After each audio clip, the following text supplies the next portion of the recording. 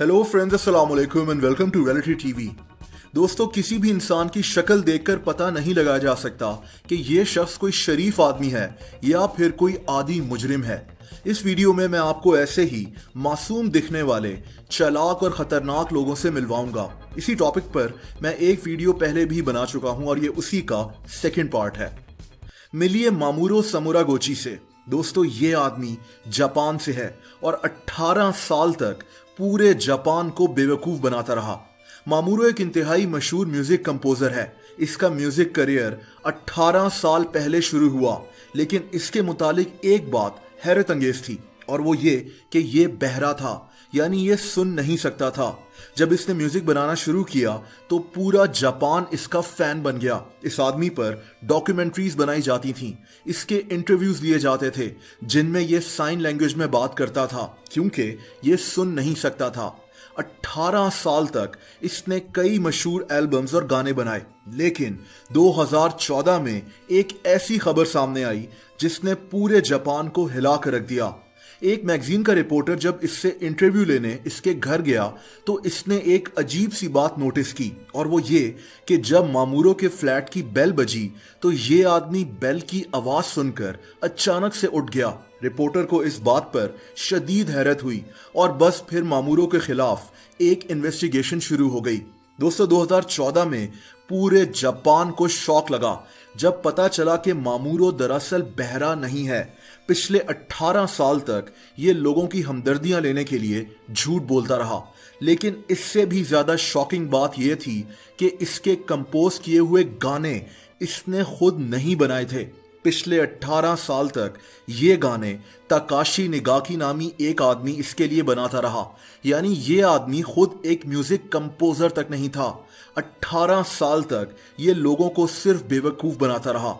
इससे इसके सारे अवार्ड्स वापस ले लिए गए थे। एलेक्सिस नायर्स दिखने में एक मॉडल लगती है। ये अमेरिका में टीवी पर प्रोग्राम भी होस्ट कर चुकी है, लेकिन मासूम सी दिखने वाली ये लड़की दरअसल क्या करती थी आप हैरान रह जाएंगे। एलेक्सिस एक खतरनाक गैंग का हिस्सा थी जिसका नाम ब्लिंग रिंग था।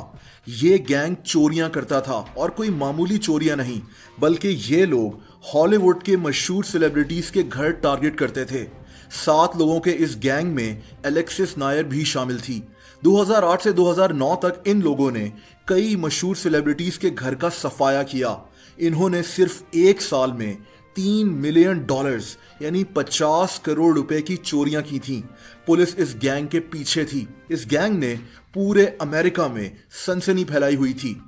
जब ये लोग पकड़े गए तो पुलिस इन सब की मासूम शक्लें देखकर हैरान रह गई। एलेक्सिस नायर्स इस गैंग की हेड थी। इस लड़की को जेल भेज दिया गया और इसको $6 लाख का फाइन हुआ था। इस लड़की पर एक मूवी भी बन चुकी है। दोस्तों, एना चैपमैन रशिया की एक मशहूर मॉडल है, लेकिन ये दरअसल वो नहीं है जो ये दिखती है। एना चैपमैन एक इंतहाई चालाक रशियन जासूस थी। इस लड़की का मिशन अमेरिका में जाकर जासूसी करना था। इसके लिए इसने बर्तानिया के एक डॉक्टर से शादी की जो अमेरिका में रहता था, ताकि इसको अमेरिकन सिटीजनशिप मिल जाए। 2009 में एना ने न्यूयॉर्क में प्रॉपर्टी यानी रियल एस्टेट का काम शुरू किया। इसने एक फर्म खोली जिसका नाम प्रॉपर्टी फाइंडर LLC था। इस फर्म में 50 लोग काम करते थे। एना चैपमैन ने जल्द ही खुद को अमेरिकन कल्चर में ढाल लिया। इसकी पहुंच बड़े बड़े लोगों तक थी। कई सालों में ये न्यूयॉर्क के बाअसर लोगों में से एक बन गई, लेकिन FBI को इस पर शक हो गया था। ये लोग इस पर नजर रखना शुरू हो गए और 2010 में इसको गिरफ्तार कर लिया गया। एना के साथ 9 और रशियन जासूस भी शामिल थे। ये कोल्ड वॉर के बाद अमेरिका में रशियन जासूसों का सबसे बड़ा नेटवर्क था। एना चैपमैन को बाद में छोड़ दिया गया क्योंकि इसके बदले रशिया ने भी अमेरिका के कुछ कैदी छोड़ दिए थे। एना को वापस रशिया भेज दिया गया, जहां जाकर ये एक मॉडल और टीवी पर्सनैलिटी बन गई। और दोस्तों, आखिरी कहानी एंड्रयू कनानन की है। एंड्रयू एक इंतहाई खतरनाक अमेरिकन सीरियल किलर था। इस आदमी ने कई मशहूर लोगों को कत्ल किया, जिनमें मशहूर इटालियन फैशन ब्रांड वर्साचे का फाउंडर और मालिक गियानी वर्साचे का कत्ल भी शामिल है।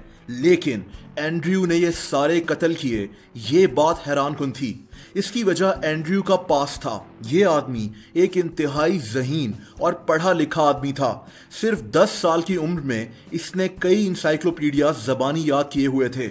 अमेरिका में यूनिवर्सिटी ऑफ कैलिफोर्निया से पढ़ने वाले इस आदमी का IQ लेवल 147 था, यानी ये इंतहाई ज़हीन इंसान था। 1997 में इस आदमी ने कई मशहूर लोगों का कत्ल किया, जिनमें वर्साचे भी शामिल था। हैरत अंगेज बात यह थी कि इसके पास वर्साचे को कत्ल करने का कोई मकसद ही नहीं था, ये बस इसके कपड़ों से ऑब्सेस था। इस जनून में इसने वर्साचे को गोली मारकर कत्ल कर दिया। ये वर्साचे से सिर्फ एक बार मिला था। एंड्रयू के पीछे पुलिस लगी हुई थी, लेकिन इसको अरेस्ट करने से पहले ही इस आदमी ने खुदकुशी कर ली थी। दोस्तों, वैसे इस वीडियो में विक्टर लस्टिक का नाम भी आ सकता है, एक ऐसा मासूम सा दिखने वाला फ्रॉडस्टर जिसने 2 दफा आईफल टावर को बेच दिया था। लेकिन इस आदमी पर मैं एक अलहदा से वीडियो बना चुका हूं, जो आप इस चैनल पर सर्च कर देख सकते हैं। दोस्तों, अगर आप लोग मुझसे इंस्टाग्राम पर कनेक्ट होना चाहते हैं तो उसका लिंक आपको इस वीडियो की डिस्क्रिप्शन में मिल जाएगा। आपको वीडियो इन्फॉर्मेटिव लगी हो तो वीडियो को लाइक जरूर कर दें। ऐसी ही दिलचस्प वीडियोस देखने के लिए रियलिटी टीवी को सब्सक्राइब कर लें और बेल आइकन को भी हिट कर दें, ताकि मैं जो भी नई वीडियोस पोस्ट करता हूं उनके नोटिफिकेशंस आपको मिलते रहें। अपना बहुत ज़्यादा ख्याल रखें। अल्लाह हाफ़िज़।